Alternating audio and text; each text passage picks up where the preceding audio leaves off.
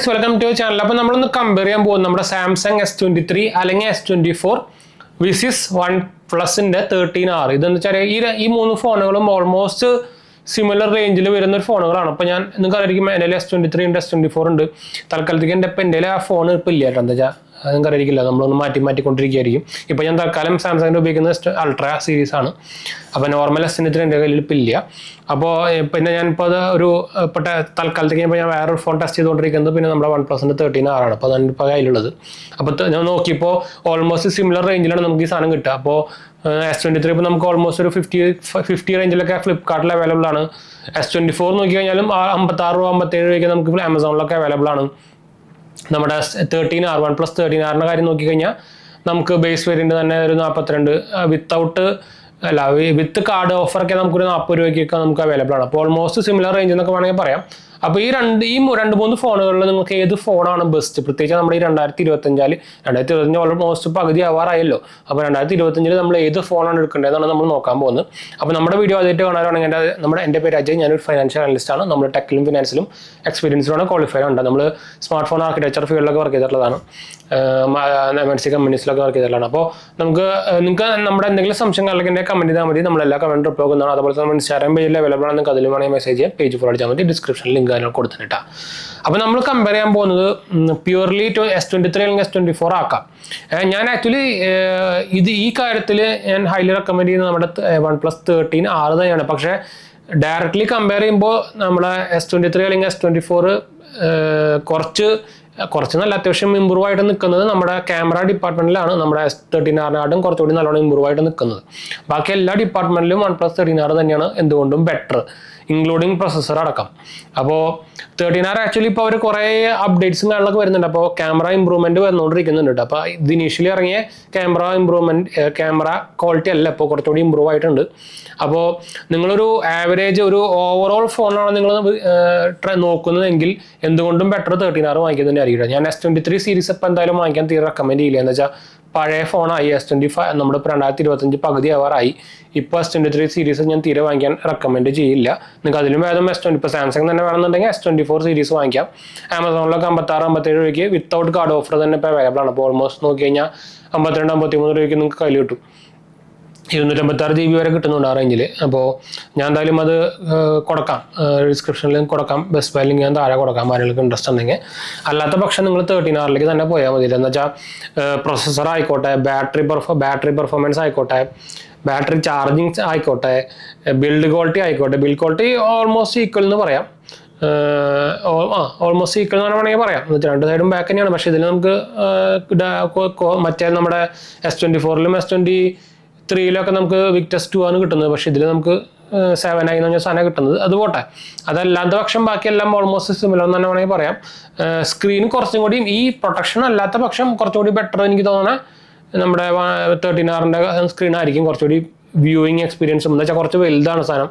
മറ്റേത് അത്യാവശ്യം ഭയങ്കര ചെറിയ ഫോണാണ്. അപ്പോൾ ചെറിയ ഫോൺ നിങ്ങൾക്ക് എന്താ പറയുക, വ്യൂയിങ് എക്സ്പീരിയൻസ് പ്രത്യേകിച്ച് മൾട്ടിമീഡിയ ഒക്കെ പോകുന്നുണ്ടെങ്കിൽ നിങ്ങൾക്ക് കുറച്ചുകൂടി ബെറ്റർ ആയിട്ട് തോന്നുന്നത് ഇതായിരിക്കും കേട്ടോ. പിന്നെ ലൈറ്റ് വെയിറ്റ് ആണ് ഈ സാധനം. ബാറ്ററി ബാക്കപ്പ് അത്യാവശ്യം ഭയങ്കര ഇമ്പ്രൂവ്മെന്റ് വന്നിട്ടുണ്ട്. ബാറ്ററി ചാർജിങ് ആയിക്കോട്ടെ, ബോക്സിൽ ചാർജർ വരുന്നുണ്ട്. അങ്ങനെ കുറേ പോയിന്റ്സ് വെച്ച് നമുക്ക് ആക്ച്വലി 13Rനെ തന്നെ എടുത്ത് പറയാൻ പറ്റില്ല.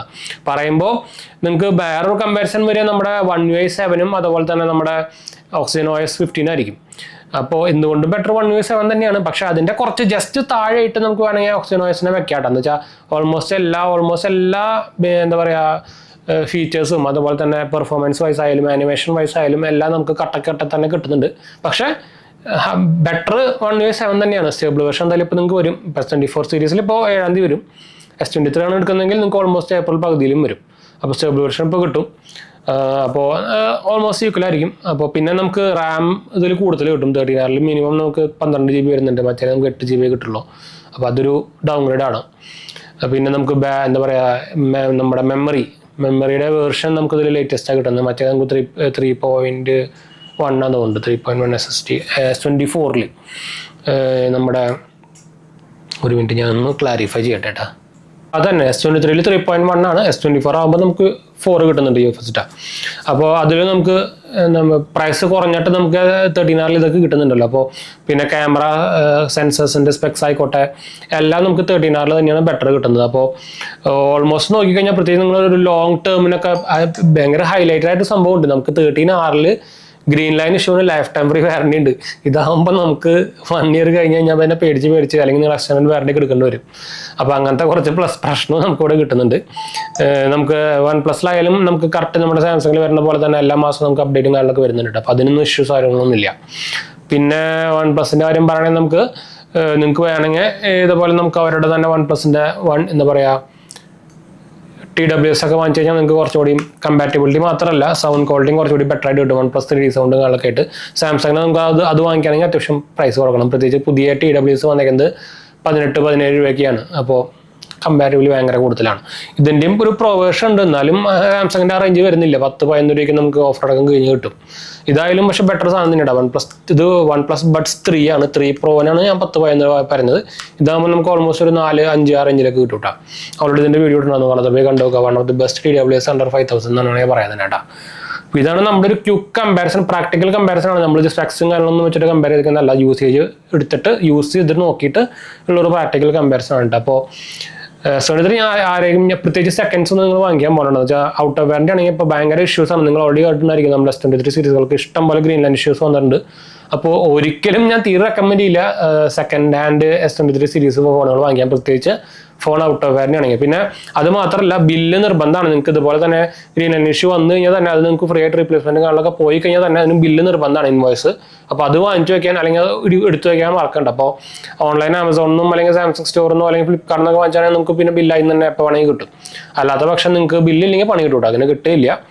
പിന്നെ കുറേ പേര് സാംസങ്ങിൻ്റെ ഫോണുകളൊക്കെ നമുക്ക് ദുബായിൽ നമുക്ക് വാങ്ങിക്കുന്നുണ്ട്. അപ്പോൾ അതാണെങ്കിൽ ശ്രദ്ധിക്കാൻ മറക്കണ്ട. നിങ്ങൾക്ക് വാറണ്ടി കിട്ടണമെങ്കിൽ അവിടെ പോകേണ്ടി വരും. എന്ന് വെച്ചാൽ സാംസങ്ങിന് ഗ്ലോബൽ വാറണ്ടി ഇല്ല കേട്ടോ, റീജിയണൽ വൈസ് വാറണ്ടി മാത്രമേ ഉള്ളൂ. അപ്പോൾ ഇന്ത്യയിൽ നിന്ന് വാങ്ങിക്കുകയാണെങ്കിൽ മാത്രമാണ് ഇന്ത്യൻ വാറണ്ടി കിട്ടുള്ളൂ.